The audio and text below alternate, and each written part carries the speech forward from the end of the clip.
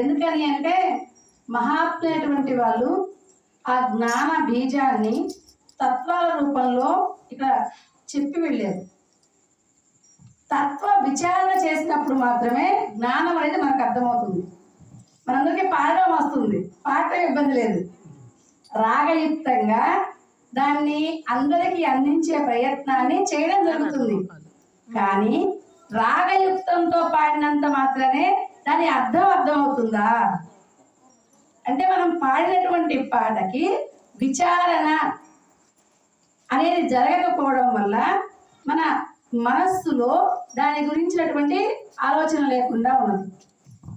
ఇప్పుడు వీళ్ళిద్దరూ పాడినటువంటి పాటలకి తత్వ విచారణ చేస్తే సుమారు 3 రోజులు పట్టింది. మనకు సాధింపరాని సుజ్ఞానం సాధింపరాదట. ఆధ్యాత్మిక జ్ఞానం ఎలాంటిది అంటే దుర్లభం కానీ దొరికింది. దుర్లభం 3 కానీ 3 దొరికే మనకి ప్రాప్తం బాగానే ఉంది. మనుష్య దేహం దుర్లభం, పర్వాలేదు వచ్చింది. అందుకనే మనకి గుళ్ళల్లో ఒక మాట ఉంటుంది, ఏమని అంటే అయ్యగారు మనకి ప్రదక్షిణ చేయమంటారు. ఆత్మ ప్రదక్షిణ నమస్కారం సమర్పయామి. ప్రదక్షిణ చేసేటప్పుడు ఏం చెప్తారు? యాని కాని చ పాపాని జన్మాంధ్రగతాని చ తాని తాని ప్రణశ్యంతే ప్రదక్షిణ పదే పదే అని చెప్తూ రెండో పదం ఏం వాడతారంటే పాపోహం పాప కర్మాణం పాపాత్మన్ తపసంభవాన్ రాహిమాన్ కృపయా దేవ శరణాగత వత్సల. ఈ పదం వాడతారు. ఈ పదం వాడితే మలయాళ సమానట అసలు నేను పాపాత్ముని, నేను పాపాత్మున్నా. మా గురుదేవుడు నాకేం చెప్పాడు? దుర్లభం త్రయమేవైత దైవానుగ్రహేతుకం అంటే దైవానుగ్రహం పొందినటువంటి వాడు పాపాత్ముడైతాడా పుణ్యాత్ముడైతాడా? పుణ్యాత్ముడైతాడు. అందులోనూ మనకు శాస్త్రం ఏం చెప్తుందంటే 84 లక్షల జీవరాశుల్లో చేసిన పుణ్యాన్ని మానవ జన్మగా ఇచ్చారు. ఇప్పటిదే కాదు 84 లక్షల రకాలు తిరిగితే ఆ తిరిగినటువంటి ఫలితం నాకు మానవ జన్మ. ఇప్పుడు నాకు పుణ్యం ఉంటే వచ్చిందా పాపం ఉంటే వచ్చిందా? పాపం ఉందనుకో వేరే జంతురాశుల్లోకి మనం వెళ్ళిపోయేవాడిని కదా. కానీ వేరే జంతురాశుల్లోకి వెళ్లకుండా మానవ జన్మను మనం నేను పొందాను అని అంటే మరి నాకు పుణ్యం ఉన్నట్లే కదా. నేను పాపాత్ముని కాదు, ఈ పదం నాకు వద్దు అని చెప్పి పుణ్యోహం. నేనెప్పుడు పాపకర్మ చేస్తున్నా? లేచిన దగ్గర నుంచి మా గురుదేవుడు ఇచ్చినటువంటి మంత్రాన్ని నేను స్మరణ చేస్తున్నా. అందులోనూ ఆయన ధర్మపూర్వకంగా నడవాలి అని చెప్పారు. ఒక చతుర్విధ పురుషార్థాలలో ధర్మం, అర్థం, కామం, మోక్షం. మనందరికీ ఒకటి కావాలని కోరిక, మోక్షం కావాలి. కానీ మోక్షం దేని ద్వారా సంప్రాప్తం అవుతుందంటారు? ముందుగా ధర్మం. ధర్మాన్ని ఆచరించుతూ అర్థాన్ని సంపాదిస్తే పర్వాలేదు. అర్థం సంపాదించడం తప్పు కాదు. ఎందుకని అంటే గృహస్థాశ్రమంలో మనం ఉన్నాం కాబట్టి మనం ఒకరికి పెట్టే వాళ్ళగానే ఉండాలి తప్ప యాచించే విధానం మనకు వద్దు. అంటే ధనం అవసరం. ధనం ఇప్పుడు వద్దన్నాం అనుకో ఆయన కూరగాయలు వస్తాయి. ముందు రేపు పొద్దున్నే మనకు చెని వాళ్ళంటే ఏం కావాలి? కూర కావాలి. కూర కావాలంటే నూనె అవసరం, ఉప్పు అవసరం, కారం అవసరం, కూరగాయలు అవసరం. మరి డబ్బు లేకుండా వస్తాయా? డబ్బు ఉండాల్సిందే. కానీ డబ్బు ఎలాగుంటే ఉపయోగపడుతుంది? ధర్మంతో కూడిన అర్థమై ఉండాలి. మళ్ళీ కామం, కోరిక. ఎలాంటి కోరిక ఉండాలి అంటే భగవద్గీత చెప్పింది, ధర్మ విరుద్ధో భూతేషు కామోస్మి భరతర్షభ. ధర్మానికి విరుద్ధం కానటువంటి ఏ కోరిక అయితే ఉంటుందో ఆ కోరికని నేనే. నీకు కుటుంబ ధర్మంగా ఏ దాన్ని నువ్వు పాటించాలో వాటిని నువ్వు చేసుకుంటూ కనుక నువ్వు జీవన విధానం సాగిస్తే అది నేనే. దాంట్లో తప్పు లేదు. కోరిక తప్పు కాదు, కోరుకునే విధానం తప్పు. నేను బాగుండాలి. మనకి రోజు ఒక పదం వాడతాం, కార్యక్రమం అయిపోయి సర్వే జన సుఖినో భవంతు సమస్తలోకా సుఖినో భవంతు, సమస్త సన్మంగళాని భవంతు. ఓం శాంతి శాంతి శాంతి. సుఖంగా ఉండాలి. ఎవరు? సర్వే జన, సర్వజనులు సుఖంగానే ఉండాలి. మా అమ్మాయికి మాత్రం రావాలి. అలాగే చాలా మంది ఈర్ష్యాసులు ఉంటాయి. ఎవరికైనా ఒక 4 రోజులు పొలం వేసుకొని దానిలో ఒక ధనాన్ని సంపాదించగలదు. వాడేవిగా ఇప్పుడు బాగానే ఉంది, ఏం పర్వాలేదు అని మూత ఒక పక్క పోతుంటుంది, సమాధానం ఒక పక్క వస్తుంటుంది. నలుగురు క్షేమం కదా మనకు అవసరం. మన పక్కన వాళ్ళందరూ బాగుంటే ఆ బాగులో మనం కూడా ఉంటాం. ఏదైనా ఇబ్బంది వచ్చింది, ఎవరు డబ్బులు ఇవ్వాలి? మన పక్కన వాడు క్షేమంగా ఉంటే ఆ ధనం అనేది మనకు కూడా కొంత అందించగలుగుతారు, అప్పు రూపంలో అయినా సరే. మనకు బ్రహ్మంగా చెప్తారు కలియుగంలో ఎలా ఉంటుందంటే అప్పులు పుట్టక పేద సాద అలో లక్ష్మణ అంటారు. ఎందుకని?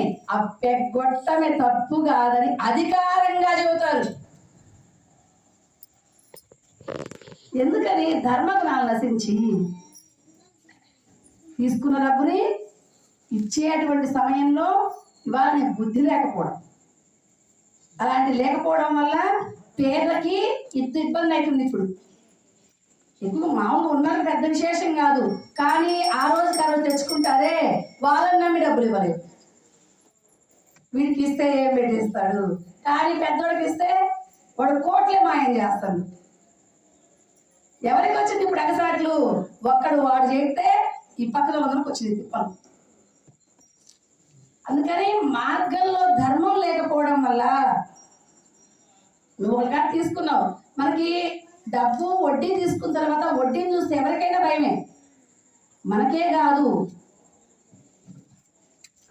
యాగానికి సంబంధించిన సమయంలో ధర్మరాజు గారికి డబ్బులు అవసరమైంది. ధర్మరాజు గారికి డబ్బులు అవసరమైతే మరి ఎవరో కదా ఆయన కూడా యాచించాల్సిందే కదా. ఆయన ఎవరిని యాచించారంటే కుబేరుని యాచించారు. కుబేర తన తమ్ముడైనటువంటి భీముడిని పంపించారు. కుబేర, మాకు ధనం కావాలి, ఇదిగో ఈ సమయానికి అయితే ఇస్తాం, నీ కాడ ఎంత ఉంది ఎంత ఇస్తాం అని చెప్పి భీముల వారిని పంపించారు ధర్మరాజు గారు. అంటే భీముల వారు వెళ్తారు. భీముడు వెళ్ళి అక్కడ మా అన్నయ్య గారు మేము కాడ ధనం తీసుకొని రమ్మన్నారు, మరి ఇంత ఒక 10 బళ్ళ ధనం కావాలి, మరి ఇస్తారా?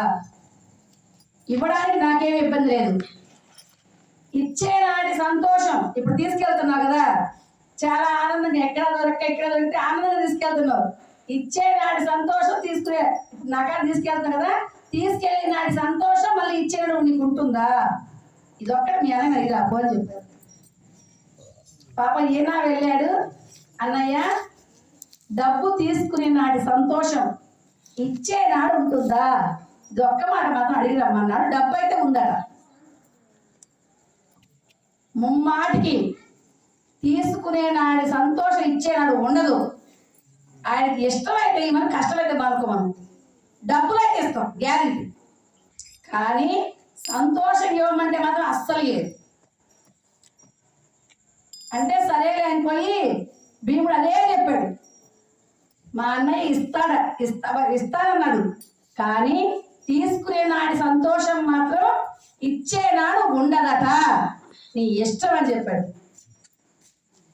10 బళ్ళు కాదు, అవసరం 20 బళ్ళు చేసుకో అని చెప్పింది కుబేరుడు. ఎందుకని అంటే డబ్బు మనం 1000 రూపాయలు తీసుకుంటే ఆయనక 3000 కట్టాల్సిన సమయం వచ్చింది.